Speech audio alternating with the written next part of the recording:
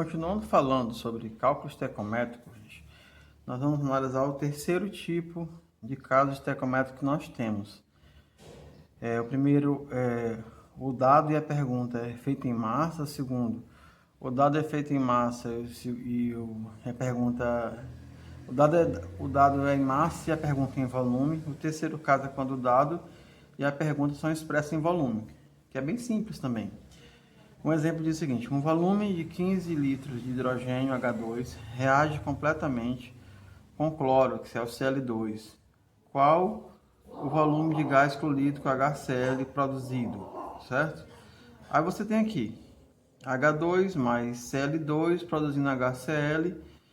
A equação está balanceada, um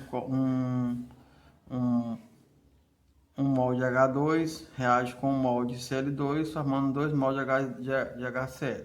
Então ele quer saber quantos litros de HCl serão produzidos a partir de 1 litro de hidrogênio. A proporção de mol entre eles é de 1. Um volume de H2 produz 2 volumes de HCl. Então, se 1 litro de H2 produz 2 de HCl, 15 litros de H2 produz X litros de HCl.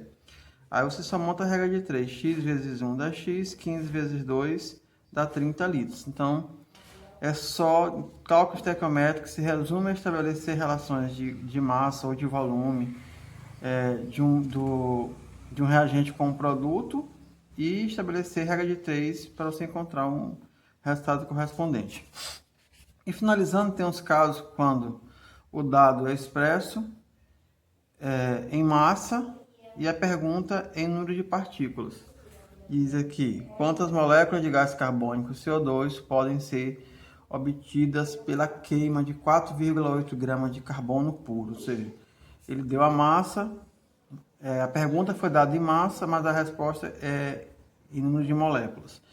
A equação: carbono reagindo com oxigênio forma gás carbônico. Ele quer saber quantas moléculas de gás carbônico é produzido quando 4,8 gramas de carbono é queimado. A relação de mol, a equação está balanceada, 1. As substâncias que estão se relacionando é o carbono com o gás carbônico pelo problema. 1 mol de carbono dá origem a 1 mol de gás carbônico. 1 mol de carbono é 12 gramas. Esses 12 gramas, 1 mol de qualquer substância de molécula é 6 vezes 10 a 23, que está pedindo o número de moléculas. Então, 12 gramas de carbono produz 6 vezes 10 a 23 moléculas, que é multiplicado por 1 aqui, porque é 6,10, porque é multiplicado por 1. Se fosse 2 ou 3, seria multiplicado por 2 ou por 3.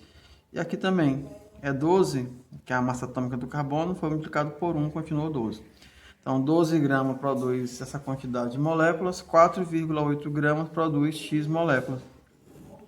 Estabelecendo regra de 3, fica X vezes 12, 12x, 4 vezes 8 vezes 6 vezes 10 a 23 dá 28, vezes 8 vezes 10 a 23, x é igual a 28,8 dividido por 12, que dá 2,4, vezes 10 elevado a 23 moléculas. Como esse número aqui é maior do que 1 e menor do que 10, eu não precisei mexer nem correr a vírgula nem para a esquerda e nem para a direita. Então, resumindo esses casos, gente, o que você precisa saber na hora de resolver um cálculo?